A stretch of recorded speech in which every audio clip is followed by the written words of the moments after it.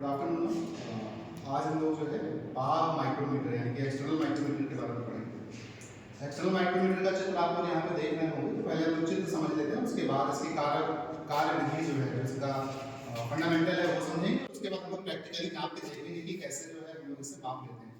Important topic है, अक्सर interviews वगैरह में पूछा जाता है, आपको परीक्षाओं में पूछा जाता है, तो थोड़ा सा इसको जो है ध्यान से देखिए। बाद में कंप्यूटर में जो इंपॉर्टेंट चीजें हैं वो बनी हुई है। जैसे आप देख रहे होंगे कि ये जो है हमारा फ्रेम है, ये एंगल स्थिर रहता है, स्टेशनरी रहता है। ये स्पिंडल है, स्पिंडल मूव करता है। आप लोगों ने जब शाफ्ट चैप्टर पढ़ा था तो वहां पे हम लोगों ने स्पिंडल के बारे में भी पढ़ा था। तो ये स्पिंडल है, इसमें जो है रेखीय गति होती है, आगे पीछे मूव करता है।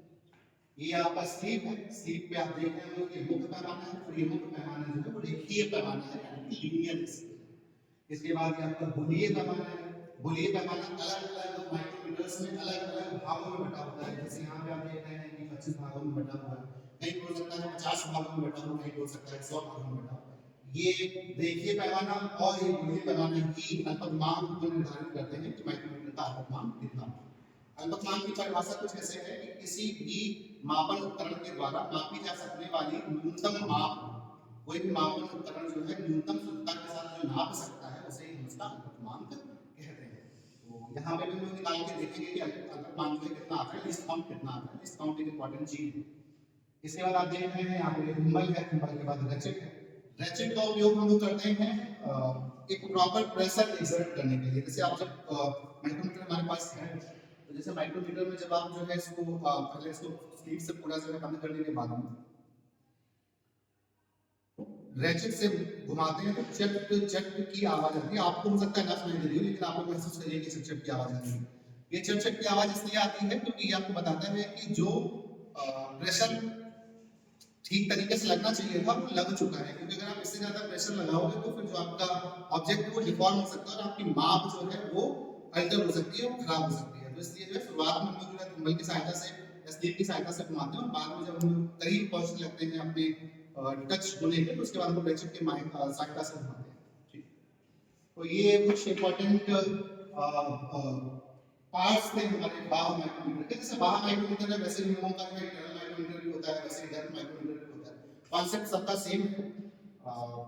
इसके बाद जो है फिर से मैं और बता देता हूँ, ये आपका फ्रेम है, ये आपका एंगल है, एंगल स्थायी रहता है। ये स्पिंडल है, स्पिंडल आगे पीछे मूव करता है।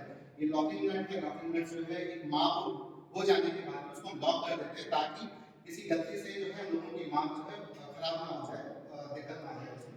इसके बाद ये आप स्क्रीन देख रहे हैं, ये आपका मुख्य पैमाना है जो कि रेखीय पैमाना है, ये गोलीय पैमाना है। इसके बाद ये रेचेट।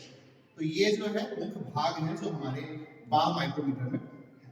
इसके बाद अब हम लोग बात करते हैं कि ये किस सिद्धांत पे काम करता है। ये जो सिद्धांत पे काम करता है वो आपका नट और बोल्ट के सिद्धांत पे काम करता है। जैसे आप देखते हैं कि अगर आपके पास एक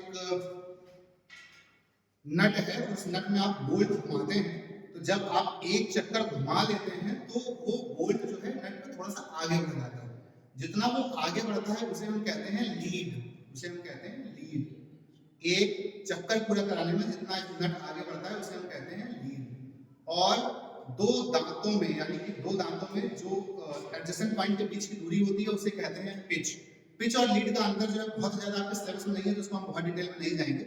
लेकिन आप लोग ये देख सकते हैं कि 2 स्टार्ट नट होते हैं, 3 स्टार्ट होते हैं, तो वहाँ पे पिच और लीड जो है वो डिफरेंट होती है।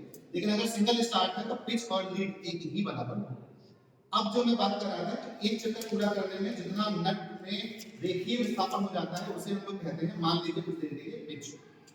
अब माना कि मैंने एक चक्कर घुमाया और उसमें जो रेखीय विस्थापन हुआ है वो हुआ है 1 मिलीमीटर। एक चक्कर घुमाने में जो रेखीय विस्थापन होता है वो होता है 1 मिलीमीटर। अब मैंने क्या किया है कि जो हमारे पास नट है उस नट को मैंने जो है 10 बराबर भागों में बांट दिया। तो अब आपने नट का एक भाग घुमाया तो आपका जो रेखीय विस्थापन होगा वो होगा 1 मिलीमीटर बटे 10, यानी कि मिलीमीटर का 10वां हिस्सा, यानी कि 0.1 मिलीमीटर। और ऐसी स्थिति में जो अल्पतमांक होगा वो हो जाएगा 0.1 मिलीमीटर। अगर आपने उसी नट को जो है 50 बराबर भागों में बांट दिया है तो आपका अल्पतमांक होगा 1/50 मिलीमीटर, यानी कि 0.02 मिलीमीटर। तो अल्पतमांक जो आपका आता है वो इस बात पर निर्भर करता है कि आपके पिच कितनी है और आपने गोलीय पैमाने को कितने भागों में बांट रखा है।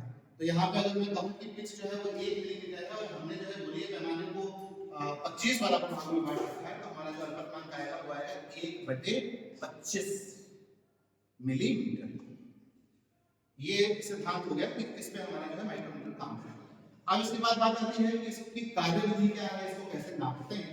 तो इसको नापने के लिए जैसे ये आप देख रहे हैं, ये माइक्रोमीटर है हमारे पास।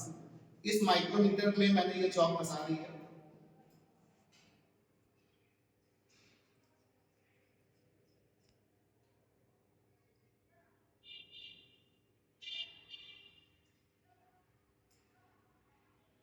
इसको ठीक तरीके से पढ़ लीजिएगा, क्योंकि अक्सर इंटरव्यूज में पूछा जाता है और अच्छे इंटरव्यूज में पूछा जाता है। मतलब आप बीटेक के स्तर के इंटरव्यू देने जाएंगे तो वहाँ पे कार्यविधि वगैरह पूछी जाएगी। जैसे आप देख रहे हैं, मैं इससे नहीं घुमाऊंगा, मैं इसको जो है रचक के माध्यम से घुमाऊंगा, तो देखोगे आप अगर ध्यान से सुन पाए और ठीक तरीके से आवाज मेरी जा रही होगी तो इसमें आपको चट चट की आवाज सुनाई देगी। चट चट की आवाज है कि अब आपको जो है नहीं घुमाना है। अब मेरे पास अगर लॉकिंग स्क्रू इसमें नहीं है, अगर लॉकिंग स्क्रू होता तो मैं इस माप को लॉक कर देता और लॉक करने के बाद में इस चौक को निकाल देता। माप को लॉक इसलिए कर देता क्योंकि अब जो है आगे पीछे कोई माप में दिक्कत ना हो। अब इस चौक को मैंने निकाल लिया है। ये जो माइक्रोमीटर इस समय बना हुआ है, ठीक वैसा ही माइक्रोमीटर मैंने बोर्ड पे बनाया है। इसमें आप देख रहे होंगे रेखीय पैमाने में कुछ चीजें छूटी हुई हैं, किसी जगह पे कुछ जीरो मिल रहे हैं, तो उसको हम लोग आगे देखते हैं। तो इसमें आप देख रहे हैं कि जैसे हमारा जो है ये मिलीमीटर में है, ये कुछ चीजें तो मैं काटूंगा और ठीक से बनाऊंगा। तो जैसे मान लीजिए 1 2 3 4 5 6 7 8 9 10 11 12, मान लीजिए कायदे से 10 ही होना चाहिए। मान लीजिए कि 12 खाने जो है वो छूट गए हैं और 13वां खाना हमें नहीं दिखाई दे रहा है। तो यहाँ पे हमारा जो माप हो जाएगी, माप बराबर 12 प्लस के बाद क्या हो, कौन सा खाना जो है इस जीरो लाइन से मैच कर रहा है, इस जीरो लाइन से कौन सा खाना मैच कर रहा है। तो यहाँ पे मैं ऐसे देख पा रहा हूँ कि इसको मान लीजिए 20वां खाना है, 21वां और 22वां खाना मैच कर रहा है। तो 12 प्लस 22 इंटू अल्पतमांक, इस स्थिति में 12 प्लस 22 इंटू अल्पतमांक। जैसे मैंने आपको बताया कि इसमें जो है, जो इसकी पिच है या जो इसकी लीड है वो 1 मिलीमीटर है, तो 1 बटे इस गोलीय पैमाने को हमने 25 भागों में बांटा हुआ है, इसलिए 1/25